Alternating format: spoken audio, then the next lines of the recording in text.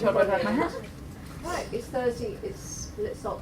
Amazingly, it's the last one of the term, can you believe? You know, in England, we've passed Christmas, etc. So we've got a real treat this evening. Our first visitors of this year, outside school anyway. I'm going to introduce you to Rebecca and Isabel, who are from a wonderful literary magazine, which I've known about for a very long time, probably since 2005, I guess. And there are examples at the back if you're intrigued. It's called Slightly Foxed, and I'm sure they'll explain to you where the title of the magazine comes from. If you need to go, just go. Don't worry about that as ever. Can you turn your phones off or put them on silent? That would be really great. And we look forward to a really interesting, not only about magazines and literary stuff, but how you man a small business really in these trying times. DPD, Royal Mail, anything, because they're all going to be. We're actually here to talk to you about Royal Mail. You thought this was about books, but it's actually about postage. Yeah. Hello. You're starting, not me. Yeah, I'm Isabel. It's really nice to be here. Yep. It's funny being back in a school, because I don't think I've been in a school since I left school. So it's like all of the kind of sounds and the smells are all the same. But we're old. That's what we're saying. Yeah, what we're saying is we're really old now. And I'm Rebecca. So I am, formerly operations manager. I'm her boss, and she does all my marketing stuff and all of like Instagram, social media. We haven't quite gone on to TikTok yet. Apparently we're not allowed to dress her up in tin foil and pretend stuff like that, but we're working on it. And we are basically going to talk to you about a little bit what we do. We're going to talk to you about how we got into this, which might be enlightening, might not be. And then we'll talk a little bit about like the day-to-day in a small office and what we get up to, and then I guess questions, and if there's anything else you guys want to ask us, even if it's just like what book we like or stuff like that, then we'll have time for that. So hopefully that'll be useful, and feel free to ask questions or whatever. So we'll start off telling you a bit about Slightly Foxed and sort of how it came to be. So let's go back to the early 2000s, and it's a little story time. There are two senior editors working at a family-run publishing house in London, and it's this very old, independent, family-owned publishers, and it gets bought out by a big conglomerate, Hachette, which you probably heard of. They own a lot of kind of bookish things. And so kind of as a result of that, their kind of direction changed, and it was kind of the era where Waterstones were starting to have these tables of sort of glossy books, sort of saying, buy one, get thousands free, and, these two senior editors, Gail Purkis and Hazelwood, decided that that kind of wasn't really for them anymore, and they kind of wanted to do something else that veered more in the direction of what they felt to be important when it comes to books, which is, great writing, interesting stories, and kind of just a beautifully produced thing to hold in your hands and actually kind of interact with. So they decided to leave this publishing house, and over what they've told us was a lot of bottles of wine, they decided to create this literary magazine. And because they already had so many kind of friends who they knew who were great writers, and they knew people in the industry, they were in quite a good position to essentially get a bunch of people to write very kind of heartfelt pieces on books that they loved. And it didn't matter whether it was fiction or non-fiction or children's books or whatever it was, it just had to be something that the author of the piece really loved and recommended wholeheartedly. And it kind of was, against kind of everything that seemed to be like fashionable and commercial, just going back to the love of reading, really, as kind of like its main focus. They decided to call it Slightly Foxed.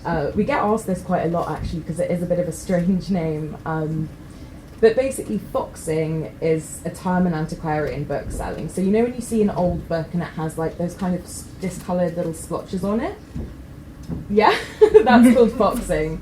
So the whole idea is that it's slightly foxed but still desirable. So it's a little bit old, it's a little bit old-fashioned maybe, but it's still kind of worth reading. And then it's also, I think, kind of meant to, I guess, capture that feeling you get if you walk into a bookshop where there are just loads and loads of different books being shoved at you and everything's all kind of new and glossy, and it can feel kind of like you're slightly foxed, like a bit confused, you don't know where to start, a bit overwhelmed. So it's kind of, I guess, taking it all back to where it all begins, which is just like good writing, good stories, and yeah, it's over 20 years later and it's still going on. And I think Rebecca is now going to tell you a bit about what we produce, the magazine, and more. Apparently. Yeah, so basically it started out as the quarterly, which is just in the back there. So that's the paper, cardboardy magazine. And that's what Isabel was talking about earlier. So that's where we get the contributors? Mm-hmm. Yeah. Contributors to write for us. So anyone can write for us. So obviously we do have some well-known names in there, or well-known names if you listen to Radio 4 or read the Evening Standard or whatnot. But we also do so at the moment we've got a writing competition on, which we can tell you a little bit more about later if you want. But we have it in mind. But we do have an open submission policy, and it is really the only criteria is we don't particularly like articles about books that have already been written on, ideally, and it's just got to be in the kind of house style. So it's not about being really academic necessarily. It's not really about sort of trying to push forward the latest bestseller. It's about, hey, I remember reading this amazing book, and I want to get people reading it. And hopefully people get a lot of recommendations from that. I'm sure that your to read pile might have grown. Yeah. And then slightly later on, we decided, or Gail and Hazel did, that we were going to do physical books as well. So in the process, they sort of realised that there were a lot of out-of-print memoirs that they thought needed to see the light of day again. So publishers have what's called a backlist. So you have like the books that are constantly getting reprinted. So think your Austins, your Christie's, your Agatha Christie's, your Virginia Woolfs. But then there's also a list of books that fall out of print. So if the sales aren't big enough or the market just isn't there, they fall onto the publisher's backlist, which means they still own the rights to publish them, but they won't because it's not, they're not going to sell anything. So what Gail and Hazel do is basically approach big publishers like Penguin, Hachette, Vintage, and say, hey, we see that you've got this memoir by Nigel Slater that we think would be really, really good. Can we get the rights from you? And they talk to family members, if family members hold the rights, and then we print cloth-bound limited edition books. So there's 2,000 of each one, and they are hand-bound and hand-printed up in Yorkshire, which is very cool. And those are the books that you can see on the side there. So they're all very brightly coloured. We decided to bring a sort of fun selection, less of the war memoirs, more of the fun stuff. There's a lot of war stuff. We picked lovely to handle as well. Really we sort of wanted you guys to feel them and hold them and take them away with you, please. And then we also have a podcast because everyone's got to have a podcast. We're not on the podcast, thank God, but we sort of talk about sort of writers. I think one of the most recent ones we had was about the Brontes, a la Wuthering Heights, the movie. I'm sure everyone has thoughts. So that we've sort of done a bit of that, and yeah, that's kind of what we do on a day-to-day. And then anything that sells really well. So we run through our 2000 limited edition thing. They get turned into something called a plain box, which is basically our version of a paperback. So they're no longer limited edition. Still look exactly the same. In a different cloth, but it just means that, if you really wanted our copy of Cider with Rosie, you can have it. And some people do. So, yeah, I think now we actually have a video a little bit, if we're able to get that, of... Yeah, I just had to turn it off. No, that's fine. So I'll just fire it up again. No worries. So this is going to be of Smith Settle. So those are the guys that print all of our books up in Yorkshire. So they're an old-style printing place. So this is not what your standard paperbacks will get done like, the ones where the spines crack and pages fall out and they don't look very nice. These guys are up there sort of hand binding everything, hand printing everything, and they also work with folio, which you may have heard of. So those really nice copies that have all these illustrations in, and they are great. The same public printers. Yes, Oh, yes. wow. They don't do all of folios, but they do do some of them. Yeah, so folio shop around, Yeah, and yeah. I think most recently they did their Austin collection. Actually, Tracy, who runs it, was freaking out about cloth and things, but they're great. The guys that run it, they're fantastic. They're so fun. I think they might be in this video actually. Are they? I think so. Yeah. Let's hope it works. Yeah. So this is just like a behind the scenes, really, of how they get made. Sorry, let's stop mute. Let's try that again.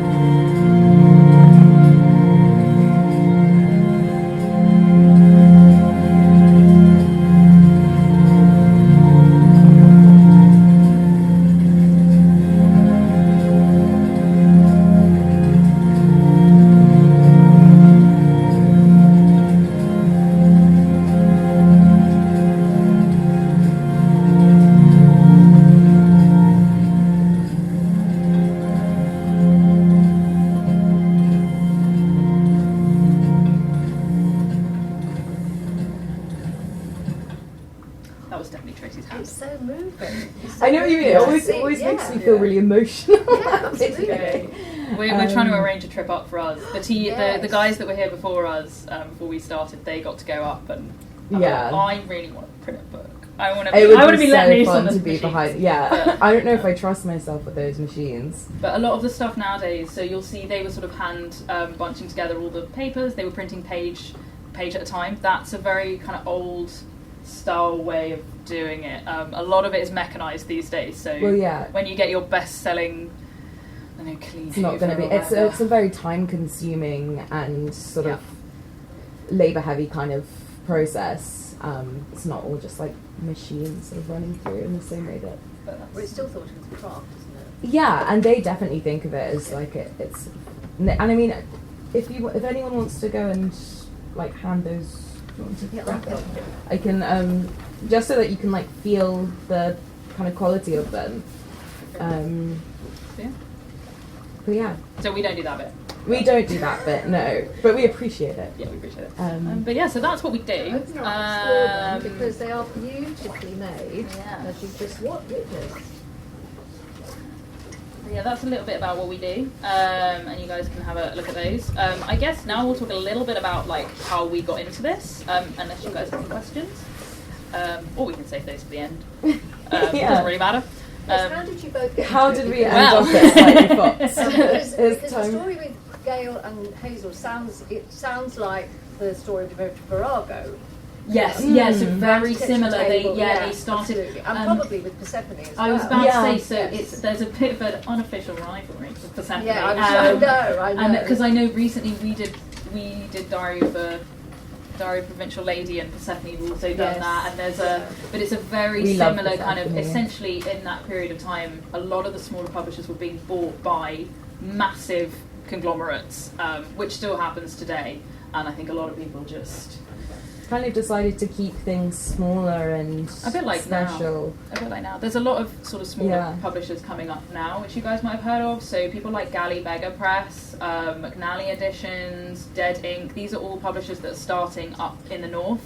And we'll talk about a little bit about this later. But if you are interested in publishing at any point, those smaller publishers are really good entry level points, and they're just really friendly and nice and a lot more approachable than Penguin. Or you know, I know Penguin is the one that everyone knows and stuff, but you know that is it's very overwhelming, and they're not in London as well, which can be a barrier. How did we do it? How did we end up at Slightly Foxed? End up is the right word. So I feel like when I was at school, I really didn't know what I wanted to do. I knew what I was interested in. I really struggled with GCSEs because I was never any good at science and maths, and all I really ever wanted to do was English and history. So I took a year out after I finished school. I hadn't even applied to university at that point because I was just like, I don't know what I want to do, and I want my A-level results before I go. But I worked for a while. My kind of first real job was in a bookshop in Mayfair called Hayward Hill. It's a really gorgeous little bookshop. And I think working there kind of at 18, I had massive like imposter syndrome because people would come in and they'd ask me about books by authors like I didn't know, never mind had read. But I kind of accustomed to it, and I ended up really loving it. And working in a bookshop is, I mean, who doesn't love a bookshop? And they're just kind of magnets for interesting people. And I got to meet writers that I really admired, like Dolly Alderton came in, and she was lovely. And William Boyd, who wrote one of my favourite books, Any Human Heart, he came in, and he was also great. And it was a really fun experience. And then I used that money to go travelling in Italy. But in that time, I'd applied to university. I'd applied to Oxford, had my interview, didn't get in, and went where all good Oxford rejects go, which is Durham. And had the best time. I really loved Durham. I was studying English and history of art. And I mean, university and just being a student is it's such a fun time of life. It's such a fun lifestyle. But again, when I left, I was like, oh, what do I do now? And I think leaving university is a really interesting experience because, you know, you guys are all at the point in your lives where everyone's at the same time. Like, everyone's doing the same thing. You know, you're doing your GCSEs, you're doing your A-levels. If you're at university, you're doing your exams at university, and then you get spat out into the sort of big bad world, and some people are off making loads of money in like banking jobs, and other people are off doing masters. And I decided to run away to Australia and I worked in a bar for a while with my best friend actually, which was so much fun, probably a bit too much fun. And then I travelled in Southeast Asia, so I really had a bit of a gap year sandwich either side. But when I got back to London, I thought, okay, now is the time. I've got to put my big girl boots on and get a real job. So I knew that I wanted to do something in the literary world. I had had some experience working in art at a gallery before, and it was enough to kind of put me off the art world. Because they're all terrifying. So I thought, you know, I was looking at literary places. I was specifically looking at publishers and literary agencies. And I think people don't necessarily prepare you for the process of applying for jobs, especially jobs like that, because they are competitive. And I'd left university and I thought, you know, I've got this degree from a good university, and I applied for 50 plus jobs, and like no one wanted me. But I think there's a real kind of thing. You learn the things that work and don't work. So for example, up until quite late on in my like kind of application process, like I would apply. I'd submit my applications really late in the process, so like 2 days or a day before the deadline. And often by that point, they've already like selected someone that they want. So it's kind of finding these things that work. And I found out about the job at Slightly Foxed because I was forwarded a newsletter. They mentioned that they had this vacancy in a newsletter. And I actually knew about Slightly Foxed anyway because I'd grown up with my dad receiving these magazines. And they'd always end up in our downstairs loo, and that's kind of where you'd read them. But I didn't really... I sort of looked at it and I had this gut feeling that this would be the kind of the right thing. I really liked the idea of working somewhere smaller. I couldn't imagine myself at all in this sort of in a big corporate office building like some of the bigger publishers are. And so I applied, and I remember I had a Zoom interview and I was at my parents' house and I put my computer up so that I had a bookshelf in the background so that I looked like a sort of bookish person. Obviously Zoom interviews... It worked. Wish I'd done that. I got the job, you know. And so then I went in. I remember, so one of our co-workers who has actually now left because she's opened her own bookshop and in Derbyshire. But she was there at the time with her dog Dusty. I went into the office and it was this. It's in Hoxton in East London, sort of Shoreditch area, and it's this old converted warehouse. A very specific kind of vibe for an office, and I went in and I was like, I love this, and I really wanted the job, and I got it. So that's how I ended up at Slightly Foxed. Rebecca's got a really interesting story too. So yeah. Oh, wow, no pressure, thanks. That's going to be really boring. No, I, similar thing, so school, went straight to uni, no gap years. I then did a Panic Masters, because got to do it. I did a Panic Masters in fashion journalism. We can all thank Devil Wears Prada for that one. I was watching it about 3 a.m. and I was like, I could do this, and just applied to the first one I saw. And that took me to London. And then I needed a job because I was flat sitting for someone, and I was spending all my money on taking trains in to get to this MA. So I ended up working first at Buckingham Palace and then at Hampton Court, which some of you may know quite well. So I'm pretty sure I've seen probably some of you wandering around there in your school days. I may have even given you a little school session, you never know. So I was there for quite a bit. I went to the Tab London, Kensington Palace, did all of that stuff. I'm a huge mega nerd, so English, history, everything like that, constantly reading. Isabel will attest, really irritating that way. So I was kind of always looking for kind of jobs in that area, and essentially, although I loved it in Hampton Court and in that industry, I'd kind of hit the bit. I couldn't learn anymore. I couldn't do any more without leaving and then coming back. Not that I'm going to go back there, but essentially I'd done all that I could do. And we'd just had the Queen's Literary Festival there, so I was doing quite a bit with that. Did a lot of the tours there, did a lot of the sort of arranging the talks. And I thought, hey, what about a job in publishing? I also got the newsletter, and I applied, and I think they gave me the interview because I had fashion journalism on my CV. And I think they were just intrigued as to how someone who works in heritage has a fashion journalism degree. But yeah, and then I just ended up getting the job, very luckily. And yeah, so a very, very different kind of path to you. And I'd not done any internships, I'd not done anything like that at all in publishing. I had no way in, I know no one who works in publishing, nothing. So it is possible. If you don't get that very sought after 3-month internship or whatever it is really about luck and about keeping your eyes peeled. But yeah, very, very different. And it's a very different workplace to Hampton Court, I will say that. Hampton Court, very big. Slightly Foxed, very small. There are 4 of us in the office. 3 of us most days, and then we've got someone who's part-time. So if we don't get on, it's pretty bad.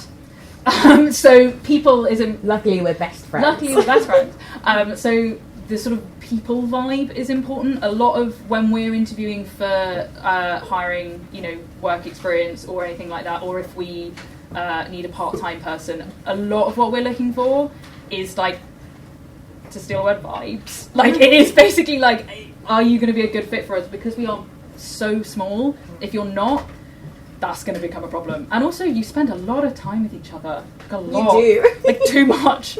But yeah, it's a very different environment. So we do everything. So I am technically her boss, but like we're at Christmas, we're all at the back and desk. Like I am just as much in the throes of, you know, shoving your Christmas presents to your grandparents into a box as she is. You know, I've done a little bit of the newsletter. Now it's mostly your job, but it's very different. And that's something to like, you know, I think it adds a lot. It's very varied. It's very varied. But yeah, it's a very different vibe to one of those really big publishers, and also something that I think means that, you know, we have a lot more variation in our day. It's just, you know, it's quite fun. It is fun.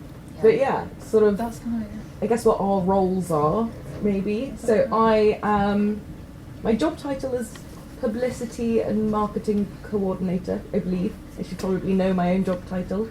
But that basically means marketing stuff. So I run their social media. We do Instagram, Facebook, and Threads. We used to do Twitter, X, formerly known as Twitter. But we've abandoned ship, like a lot of people have. Our main one is Instagram, and we've got like 33k followers or around that. So give us a follow if you haven't. Yeah, give us a follow. The only thing I will say about having social media as part of your job, firstly, it's great because it means that she can't tell me off if I'm on my phone, because I can say I'm working. And secondly, whenever I've tried to do the whole digital detox, you know, when you get those apps and they say, you've been on Instagram for too long today, it doesn't really work for me because it is part of my job. So if I'm like going on Instagram and it tells me I've been on it for too long, I'm like, no, but I need to do this post or whatever. A lot of her job is just watching Book Talk. Like, honestly, kind of. Because like, it's important to like, because we are small, like it's important to get these kinds of connections with like bookfluencers. Yeah. Is that the name? I actually think it is, because I've definitely done a hashtag bookfluencer before. So yeah, I'm basically an influencer. That wasn't a joke. Very influential. And so then the other things that I do, so I mean social media, I guess you all know what that involves. The other thing I do is the newsletter. So that is an email that goes out every week to about 30,000 email addresses, and it's, you know, I think the thing about Slightly Foxed is that a lot of people kind of see it, I think, as a bit of a community. So we're on like really good terms with our readers. We get to know them pretty well, you know. And they also quite like hearing, you know, what we're doing, but behind the scenes, or what we're reading, and recommendations and new announcements. And, you know, we both found our jobs through newsletters. So that's another thing. If you're ever looking for a job somewhere, sign up to newsletters, because they'll also be announced in there, as well as the sort of creative access and the bookseller, which are... Anyway, so yeah, I do the newsletters. I really enjoy doing those, and it also means that I get to do a little bit of writing with that as well, because a lot of people who go into publishing, I think, go into it because they love writing. And yeah, so that's good fun. I also help with events. So every year we do a Readers' Day, which is like a one-day literary festival where we get writers to come and talk about books, and subscribers to the magazine can come along. It's in this really beautiful building in central London, and it's a great day. And, you know, like I've met people there who said that they found friends who were also subscribers through that Readers' Day event, and there are people who like fly over from the States. So it's a really special thing. And then also book launches. We just did one in November, which was at Daunt's in Marylebone, which was really fun. You just drink a lot of wine and you work and you work the room. That's what you do. And you eat loads of cheese straws. And it's great fun. You position yourself by the snack table. Yeah, and we also we did that one in Cambridge with Nigel Slater. I was away. I think I was. We did one in a church in Cambridge. So, wait, who was at Cambridge? You? No, St. Boltoff's church. Yeah. Yeah, so we did a launch there with the guys opposite who run a bookshop called Bodies in the Bookshop. If you haven't been in that bookshop, I didn't know. Don't worry, I have. It's so fun, isn't it? Yeah. So yeah, we did a book launch there, and Nigel Slater, who you're actually holding the book in your hands. Yeah, so he came along and he signed loads of copies, and he was lovely. So yeah, and then I think doing the sort of various customer day-to-day admin stuff, that all comes into it. But that's more or less my kind of area of things. And yes, as I say, she is my boss, so...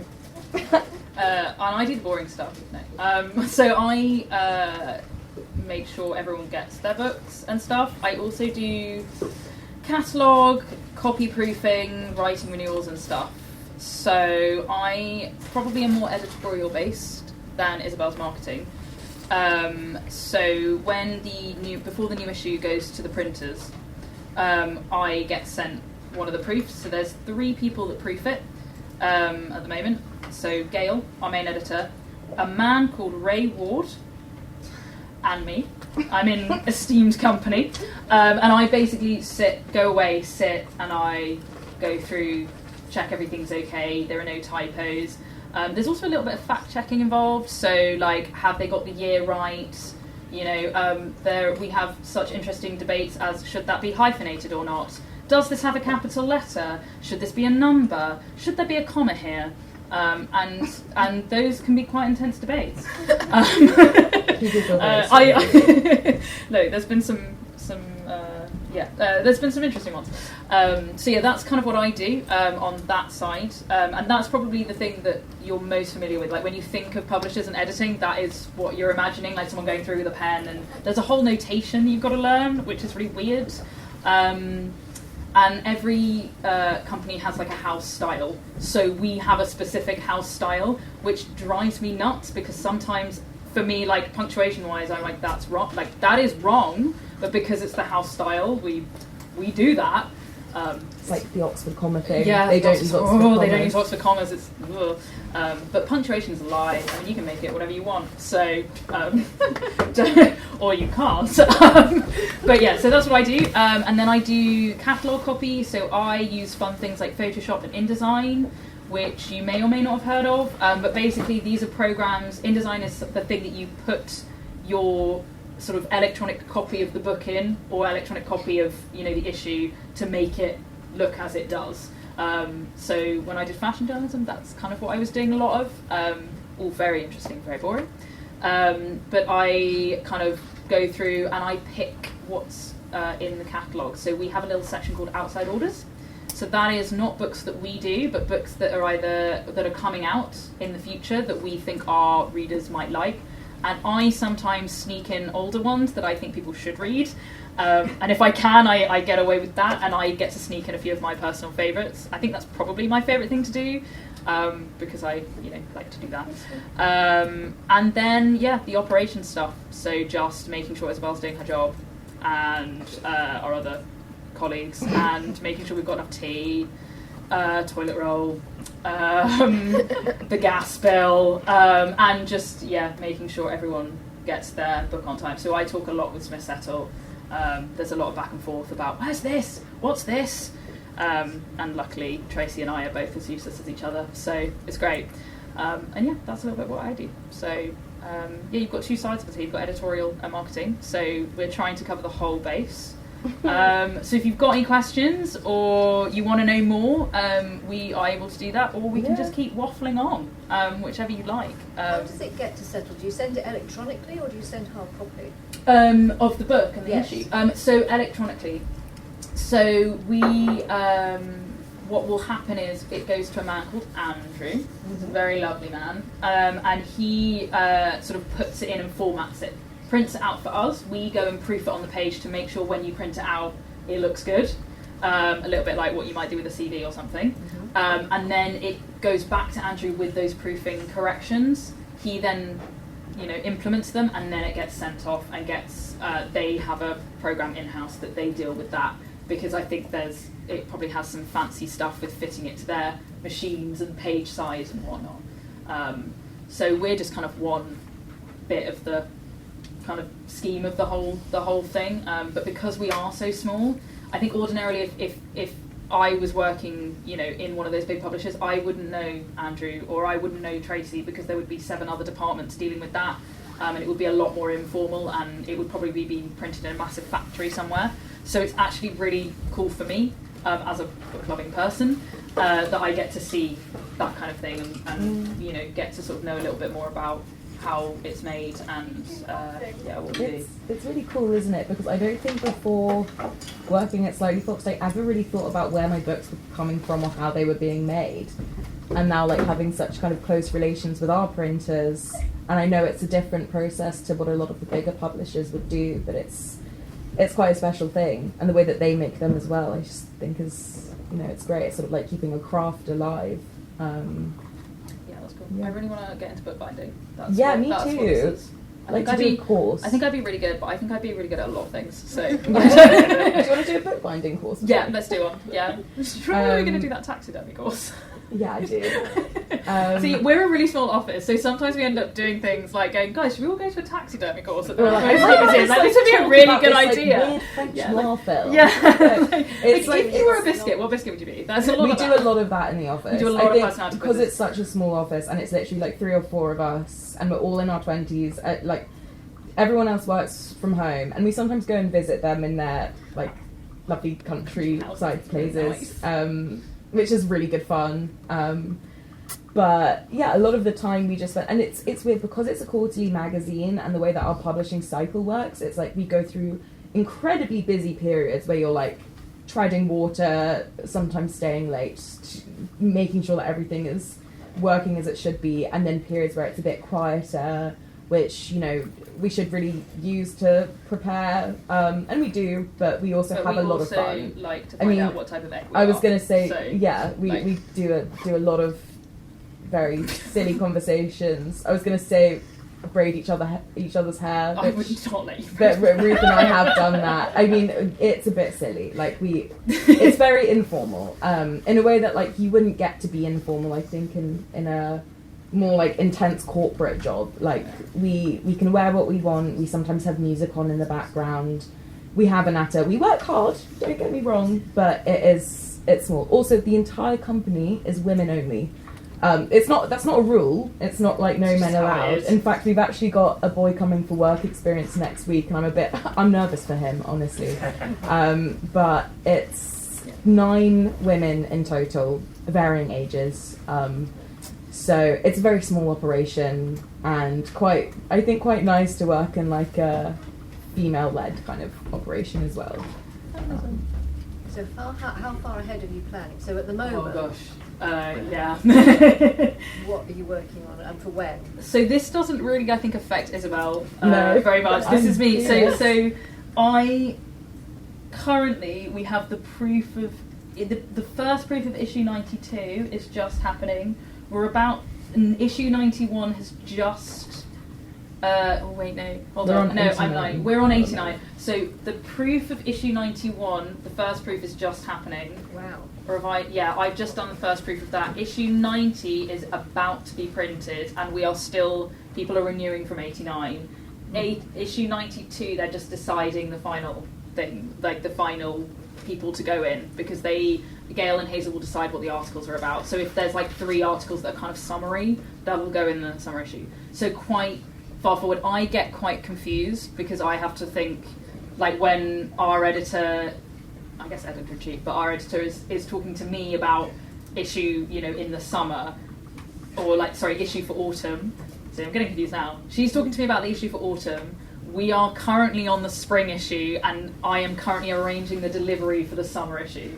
So sometimes I get very confused about where we are. Gail also loves to be ahead. Yeah, You've got a big Dropbox folder, and she puts sort of future issues in the past issues folder, because it's just she's ticking very, it off the she's list. But I'm kind of the middle point of it all, so it's just every so often I just have to have a little sit down at my desk and have a little zen moment about what are we talking about? What do you mean? I thought he was in this issue, and it's not. Because sometimes I would have just proofed an issue, so I'll have spent 7 hours with one issue, and then I'll be, getting questions about, all That's sorts. why we do our mindfulness.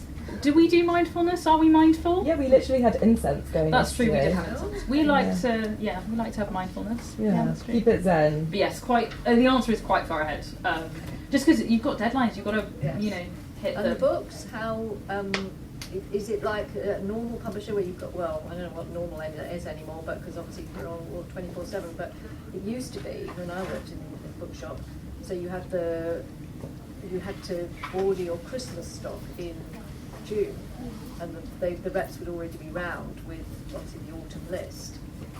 Is that how it still works? Pretty much. It's not quite as early as June, but we start thinking about Christmas, I think, around August, September-ish.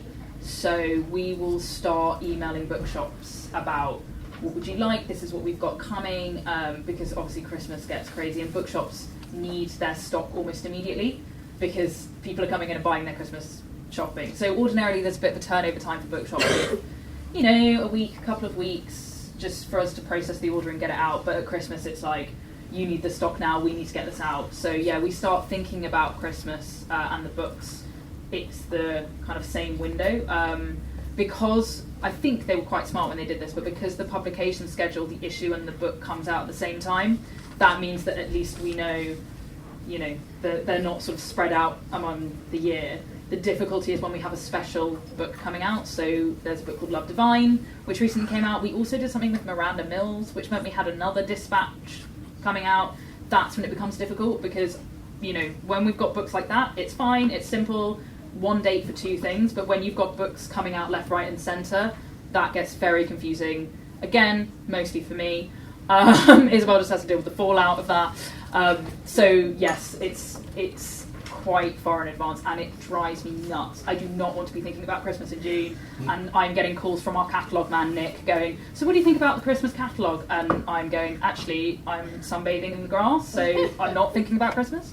But yeah, it's a mental turnover cycle, and again, because we only publish 4 times a year, that's nothing like the publication schedule of your big books that you've got here. If you think about how quickly the turnover is in Waterstones or on TikTok or whatever it is, the next bestseller they're pushing immediately, one after the other. Their turnover times are a lot quicker than ours. So I'm very grateful that our turnover time isn't that quick, because I also think, I think it's bad that we don't sit with our books and give other books a chance. But yeah, I'm very grateful that I don't have to deal with sort of the 1 month turnover or the 1 week turnover or what's, the big. I mean, are we still talking about heated rivalry? Is that still a thing? I don't know. Like, it's already happened. It's been and gone. We've moved on. Yeah. So. Can you tell us about the competition? Oh yeah, of course. Yeah. I mean, Isabel, do you want to take this one because it's your thing? Well, it is for subscribers only, so I feel a bit bad. Oh. But if you're a subscriber, or subscribe to the magazine, we've got an under 30s deal. Or if you know someone who's a subscriber to the magazine, I'm sure we True. could. I'm sure we could. Basically, the competition is you submit an article and the winners get printed in one of the future issues, and they also win a cash prize. So the idea of sort of seeing your name in print. And we've done one before. I remember actually the first issue of Slightly Foxed I read. My favourite article in that issue, which was on Impossible Cities, I believe. Yes, Is that what it's called? Invisible Cities, yes. There was an article on that which I loved, and that was from someone who had won the writers' competition back in 2022 or something. So yeah. That's the writers' competition. Yeah. It's just an article about and also it's like words-ish? about 1,500 words max, I think. And it can be on any book that you love, as long as it hasn't been spoken about in the quarterly before. And we've got an index on the website, so people are able to check against that to see whether someone's written on it before. But yeah, we've really had people write on anything, so anything. Comic books and poetry and children's books and just dictionaries. It's so random. And it's also funny because it's someone will write a piece on something that you don't think you're interested in at all, someone's memoir of their time living on a sailing boat or something, and you end up being like, I think because it's all based in what people really love. It's like enthusiasm is contagious. Like reading from the perspective of someone who just really loves this thing, like you feel that as well. So yeah, it's a special thing. I mean, I think I come out of every issue enjoying every article, not necessarily wanting to read the books that they talk about in every article, but coming away with a list of books that I really want to read. And I have done. And I mean, there was even one, sorry if I'm waffling now, but there was one that I read, it was on the Patrick Melrose series. I'm not sure if anyone's heard of those. They're like quite dark autobiographical books. But I really enjoyed the way that the article itself was written. And so I looked up the author. I found out that he was this really eccentric guy who kind of lived in Soho and walked around wearing a top hat in the early 2000s. I ended up reading his memoir, ended up going to this bar that he mentions with my boyfriend, and ended up making friends with the woman who works there who had been good friends with him when he was living. You know, it's like there's this whole kind of series of things that it will just lead you in all sorts of directions. It does, yeah. It really does. You go down really rabbit does. holes that you never assumed you'd go down. That's probably the thing I love the most about the issues themselves. In terms of that writing competition, by the way, although you may not be subscribers, we do just accept open submissions as well. That's so true. Have a look on our website. You do get paid for being in print. It's not as big as the cash prize, but you do. So if you want to try a hand, even if you're like, also because we've spoken to you guys here, even if you are like nervous about it, you don't want to send it straight to our editors, like you can probably email it to us first and like we'll forward it on. But do like have a look, because you know, especially if you are interested in this kind of thing, getting your words out there, even if it's just practice, like whatever you're writing, whether it's like for a Substack or like a blog, fan fiction, for ours, like anything, all good practice. Like you'll learn your style, you'll learn what you like, and you'll get better at what you do. So that's kind of what we're here for. Like part of what Slightly Fox was started for was for people who love books and love to write about books. So please use us. Like if that's what you want to do, please do, because yeah, that's what we're here for. And we would love to see, well, we would like to see like a lot, you know, a bigger variety of stuff, and like because a lot of our contributors, you know, they're long-standing ones, and it's always good to see, you know, completely left of field subscriptions. Like obviously, you know, we love a bit of Agatha Christie, and we love another article on, you know, on Nancy Mitford or whatever. But it is really nice sometimes when you get there's one in an upcoming issue that I've just proofed that I actually got the book out of the library because I was so interested in it, and it's about poker in Vegas, and it's the poker tournament, and it's really interesting. Sometimes you just get completely left of field, and it's just so nice to introduce people to that. So yeah, do use those guys, even if you can't do the competition. But yeah. Any other questions? Ooh, yeah, go for it. You mentioned a couple of times that you guys do work experience. Can you tell me a bit more about that? Yeah, I can. So that actually goes through me. So usually we do it at the beginning of the year. So it will come out in the newsletter, first of all. And we usually announce it around about December or January. And then basically I just want CV and a very short cover letter. Just saying like, hey, this is what I do. This is what I'm interested in. If you have any experience before, that's always good. Personally, I'm not always necessarily looking for publishing experience or writing. I'm looking for, you know, even if you've like done a couple of shifts in a bar or anything, that shows, you know, you've got some skills there. So yeah, that's when it comes out. And then for about a week, you get paid expenses. So we cover that kind of thing.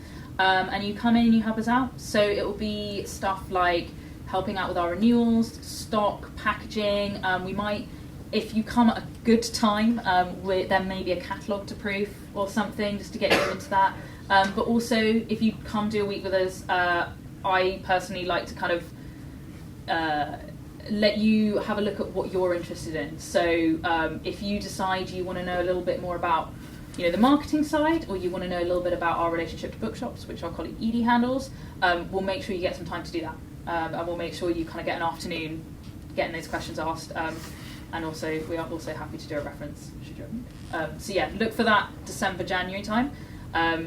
Applying earlier is better. So if you kind of keep December in mind, if that email comes in, I'll keep a tab of it. But that's, yeah. And do email us as well. So we've come here. So use your this is your networking. So if you are interested, do email us and say, hey, you came for a talk. You came to give a talk at our school, and we will, that kind of thing helps. Not that we'd ever forget you guys, but don't be afraid to do that, is what I'm saying. Because it does. You'd be surprised. It's very nice of you guys. No, of course. It's so weird and difficult, and it's kind of, again, I think that's really what the spirit of Slightly Fox was. It was just, unfortunately we are really small, so we can't take everyone, but we do try. So yeah, if you're interested, get involved. My question was what were your favourite books, and also how long are your TBRs? Cause, okay, oh my god, favourite but books. Rebecca gets through books, Rebecca will come in with a doorstop of a book, and she finishes it in a day. I've never seen anyone read like Rebecca reads. No, inhale books. Yeah, I love books.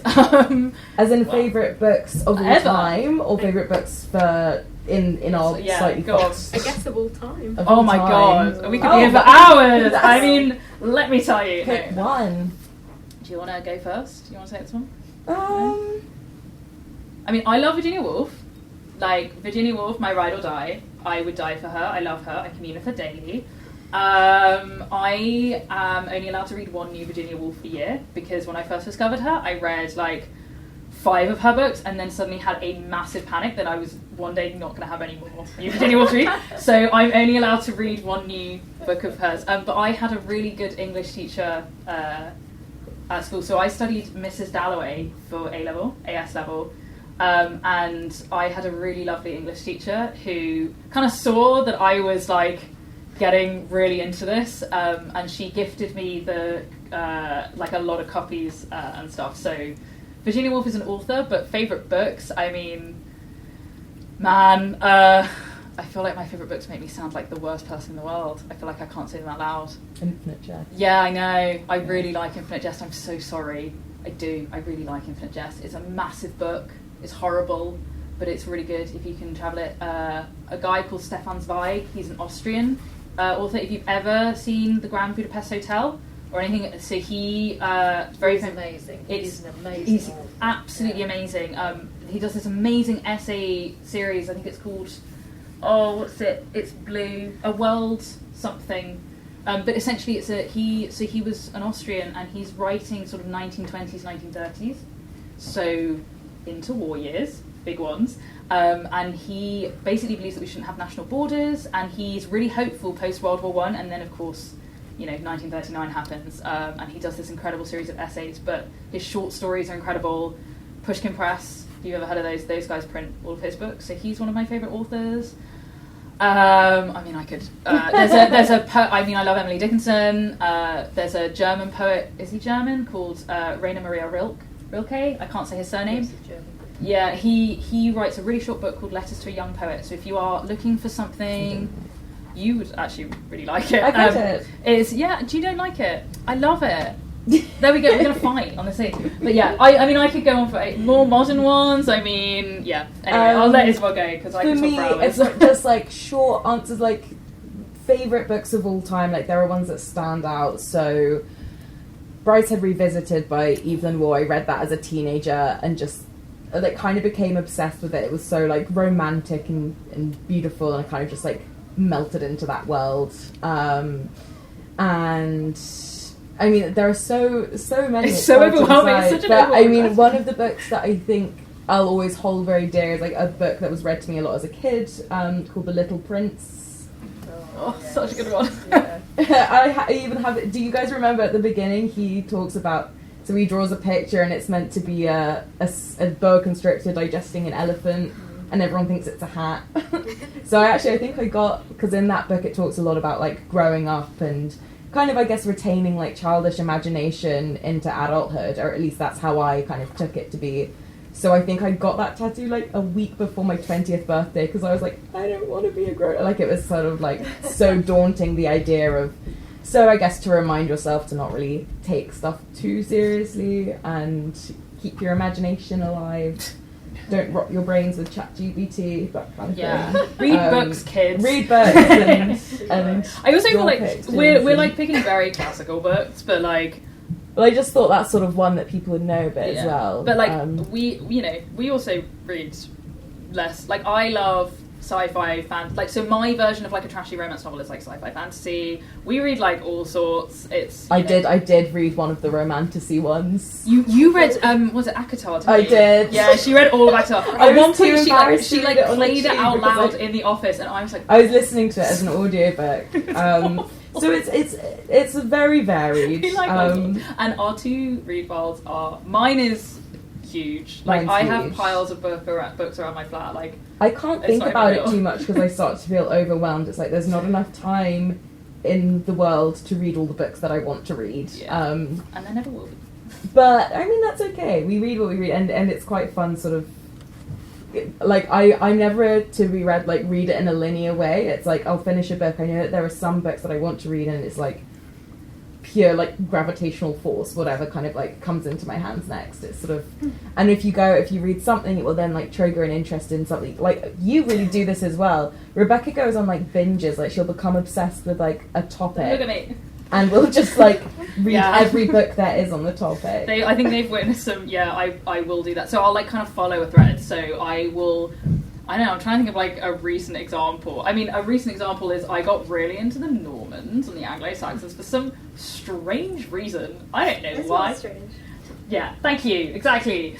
Yeah, like, I go on massive tangents, and then all of a sudden I will be like, just talking. That's the only thing I'm thinking about and talking about, and then I'll move on to the next Be thing. like an So- expert in like something that happened in ancient China, Yeah. and we're all getting an education on it. Yeah, I will come in and be like, guys, have you heard about the Opium War? Do you know about that? So yeah, that I think everyone reads in kind of a different way, and I think this is going to be really adult, what I'm about to say. I'm really going to hate it, but there's a really difficult period where you kind of stop reading quote unquote kids books and you start going into adult books, and it's like, where do you start? Because the classics, let's be real, some of them really boring. It's okay, they are. And like, how do you go from that? How do you keep reading? Because like, I remember I kind of hit a point where I was like, okay, so I should be reading, like the big books now. And I would like pick them up and I would be like, they're doing nothing for me. Like, I just don't get it. And there is a kind of, it's whatever keeps your love of reading alive. So you don't have to read Ulysses. I never have. I tried. It's dull. Okay, I tried. Portrait of a Narcissist Young Man. The page starts with cows mooing. I was like, I'm done. James, I'm done. You don't have to do that. Do you like Picture of Dorian Gray or like that's fun, like fun classics. But like, you read however you want. It doesn't matter necessarily. Like, it doesn't matter if you haven't read the classics. Like, you don't need to read Beowulf. I mean, I love Beowulf, but you don't have to read it. If you want to read Akatar, if that's what keeps you reading, then do it. But just be open to all things, and challenge yourself. So don't read books that are consistently easy. Read books where you go, oh, I have to reread that sentence again. Like, because I still do that now. So I'm about halfway through North and South by Elizabeth Gaskell, which is basically industrial Pride and Prejudice. And it's making it really boring, because when I worked that out, I was like, oh, well, that's not exciting, because I know what's going to happen. But I'm still having to double read the northern dialect, and I know some big English words, but it doesn't stop. So just keep doing that, and whatever interests you in that way. And that's kind both of my us are big underliners as well. Like, we yeah. obviously not for library books. Thank you. You're welcome. But like, both of us, like, Yeah. I feel like we annotate and we like make notes of it. Like, engaging with books in like a different way when you're actually like, it means you understand them better. I think it makes you sort of engage with them more fully. At least that's my experience of it. I think everyone's mind works differently. Yeah, I think that's true. I learnt that from Elizabeth Googe's book, City of Bells, because there's a character in there who is not there for most of the book, but he has a big influence on all the characters, and he is described as marking his books. It's particularly a copy of Shelley's poems, and I'd read that, I was reading it when I was, I don't know, 12, 13. I thought, that's interesting.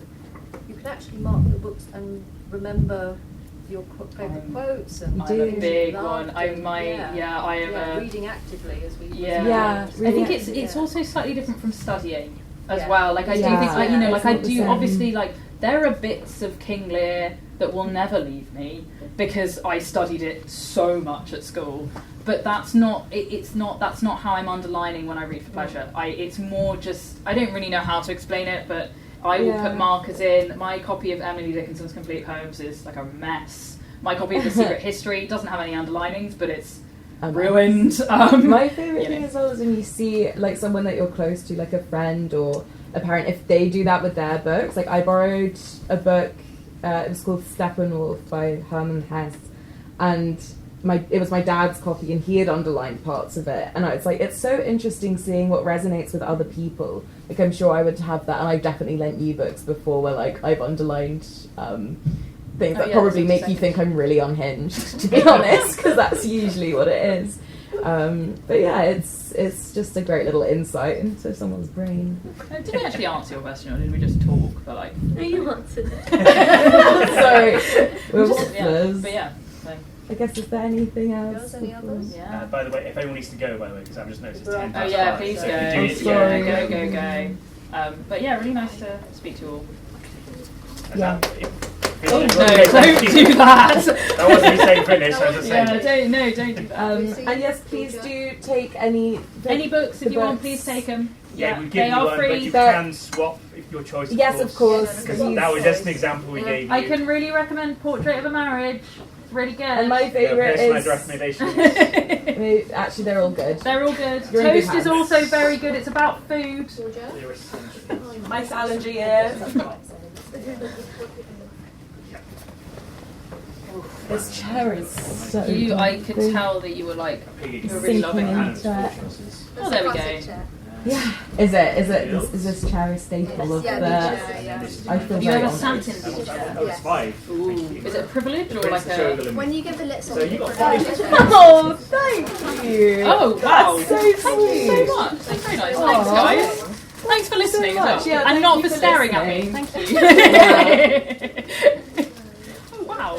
Oh, I don't want them to drip a I'm going to put them in my tea mug for now. that's so So sweet. good. They've been in mugs all day. There we go. Oh, That's I'm very going to put kind. them next to my little literary blocks in my flat. You have more, thank you.